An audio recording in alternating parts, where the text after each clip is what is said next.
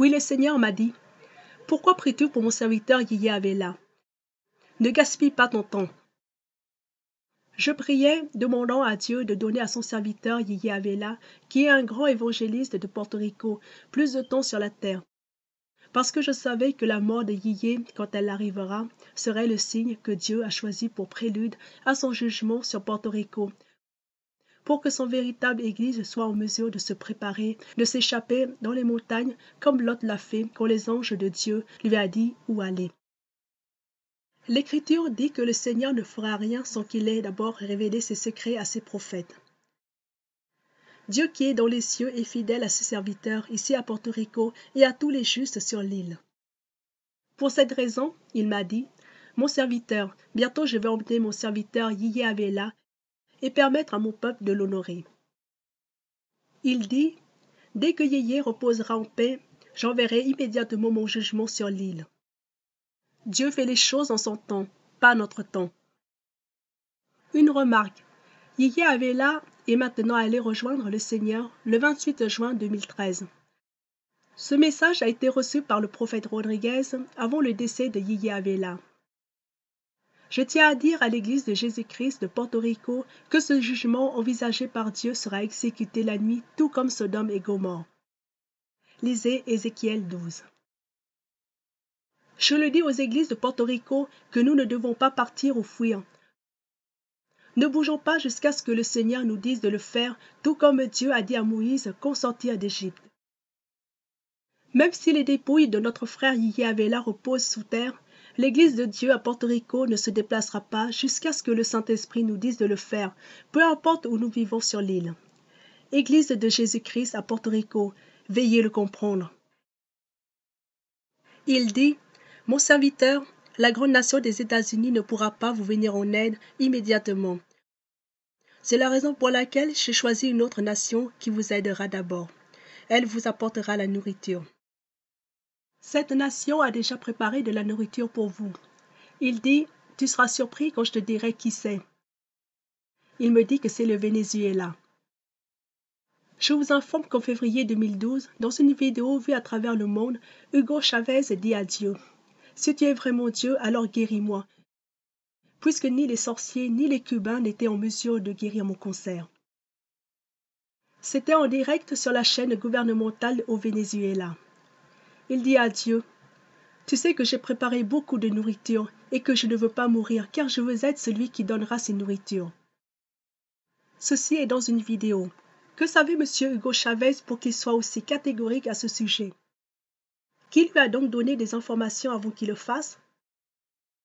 C'est une observation que nous avons écrite depuis ce frère et frère Rodriguez qui dit que Dieu a affirmé que l'aide viendra du Venezuela, sachant que M. Chavez est décédé en mars de l'année 2013. L'Éternel fera avec ceux qui disent être son Église comme il a fait avec son peuple sorti d'Égypte.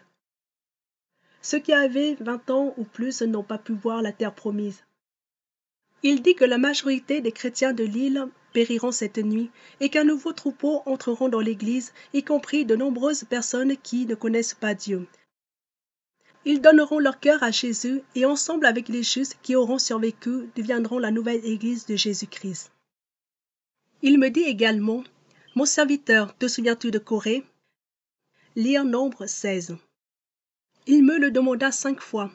Après avoir secoué la tête, il me dit, « Je vais faire la même chose avec la majorité des pasteurs de l'île. Alors que le tremblement de terre sera à son apogée, j'ouvrirai le sol et de l'endroit où ils seront, ils tomberont vivants en enfer car ils sont responsables de ce jugement qui aura lieu. » Il dit, « Leurs remplaçants sont assis dans les temples attendant mes ordres. »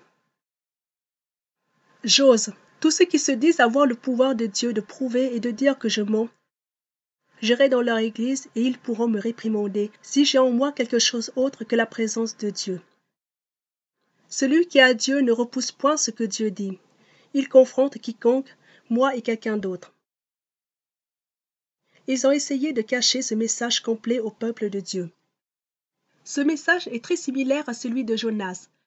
La différence étant qu'ils crurent au message que Jonas leur a apporté, contrairement à Porto Rico où les pasteurs tuent les prophètes et le message. Cette nuit-là, Dieu demandera au pasteur, « où est le troupeau qu'il leur a confié? Il dit, « Mon serviteur, je rendrai possible qu'à partir de la grande nation, les États-Unis, ils reviendront sur l'île et la remplira à nouveau. » L'Église de Dieu n'a pas réalisé que nous sommes entrés dans les débuts des douleurs de l'enfantement. Pendant ce temps, le pape à Rome demande à l'ONU de trouver un homme capable de prendre en charge l'économie mondiale. L'Église veut poursuivre le monde au point que depuis l'autel, ils ne prêchent plus le retour de Jésus parce que les chefs de l'Église ont leurs yeux tournés sur autre chose. De telles choses se passent que tout ce que vous voyez dans leur programme d'église, c'est les informations sur les matchs de basket pour les jeunes, ou les sorties, ou un clown va venir tel jour, amener vos enfants, ou des infos sur le lavage des voitures, ou les classes de danse. Tous ces événements ont remplacé le Saint-Esprit. Maintenant, ils pratiquent des danses dans l'église, puis ils vont danser pour le monde. C'est une aberration. Nous ne sommes pas juifs, dit-il. Ainsi, de nombreux pasteurs ont autorisé toutes ces choses dans les églises de Porto Rico et dans le monde entier. Qui divertissent-ils? Cependant, l'adultère passe dans les églises. La fornication, la maltraitance des femmes et des enfants aussi. Les homosexuels se tenant debout devant nos autels, nos jeunes étant une personne à l'intérieur de l'église et une autre personne en dehors. Des hommes et des femmes à l'intérieur de l'église pratiquant la sorcellerie et nous maudissent. Comment est-ce possible qu'ils ont jeté le Saint-Esprit? Qui nous défendra? Dans les églises, les lavages de voitures sont généralement effectués par le groupe de jeunes et sont faits sur les terrains de l'église. Ils utilisent les fonds recueillis pour payer les besoins spécifiques de l'église. Aujourd'hui, ce sont les pasteurs qui décident de ce qui doit se faire dans l'église. Ce n'est plus la parole de Dieu qui décide. Pour ces raisons, ni l'Église et ni les non-croyants auront la paix ou la tranquillité dans l'île, puisqu'ils ont outrepassé les paramètres du péché et que dans la présence du Seigneur, nous avons été jugés coupables. Nous sommes juste en attente du jour de son jugement. Comme personne ne veut prêcher ce que Jésus-Christ a fait sur la croix, Dieu lui-même fera ce qu'il a déjà fait auparavant, exécutant le jugement sur les anciennes générations, comme il a été mentionné précédemment dans ce message. Je dis à tous ceux qui disent qu'aujourd'hui pourrait être le jour de l'enlèvement de l'Église, qu'en ce moment l'enlèvement de l'Église ne peut avoir lieu car la majorité des chrétiens ne seront point enlevés. À cause de ce manque de candidats pour aller au ciel, l'enlèvement de l'Église se fera qu'après le réveil de l'Église de Jésus qui va bientôt arriver. Cet événement sera mondial. Le Saint-Esprit a parlé. Si Dieu ne le fait pas de cette manière, beaucoup de gens seraient perdus, peut-être même les justes. Je vous rappelle que ce soir-là, il y aura 3 événements qui se produiront simultanément, pas 2 comme le prétend le gouverneur, selon leur agence FEMA. En ce moment, les États-Unis se préparent à une vitesse surprenante. Ils attendent quelque chose qui impactera tous les Caraïbes et l'océan Atlantique. Quand Dieu m'a dit de parler à notre gouverneur qui a beaucoup de connaissances sur ce que les agences FEMA et le gouvernement font à Porto Rico, c'était dans le but de trouver un moyen pour la population d'accéder à la nourriture et aux médicaments. Il a dit que cette alerte n'est pas pour causer la panique dans les églises, mais c'est pour qu'ils puissent se préparer eux-mêmes. Si la population ne sait pas ce qui va se passer, comment pourra-t-elle se préparer pour un événement aussi extraordinaire? Je vous rappelle qu'un tremblement de terre est imprévisible. Il peut se produire aujourd'hui ou à tout moment. Je vais vous dire ce que nous savons et comprenons déjà. Que FEMA et NASA, l'agence spatiale, se sont réunis sous l'ordre du président et en ce moment, nous savons que ni FEMA ni NASA n'ont l'autorité de révéler cette information car ceci pourrait provoquer une panique mondiale.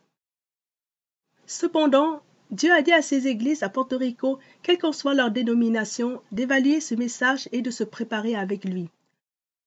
Nous devons nous dépendre plus de Dieu que des hommes pour traverser ces moments. S'il vous plaît, en vous rappelant de ce message, demandez à Dieu dès que possible de vous dévoiler toutes ces vérités.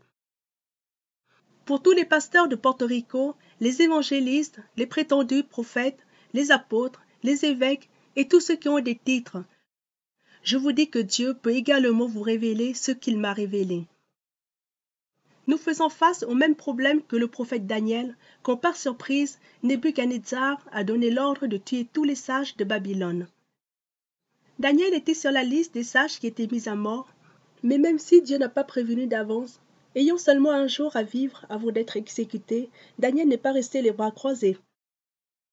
Je vous conseille de faire ce que Daniel a fait.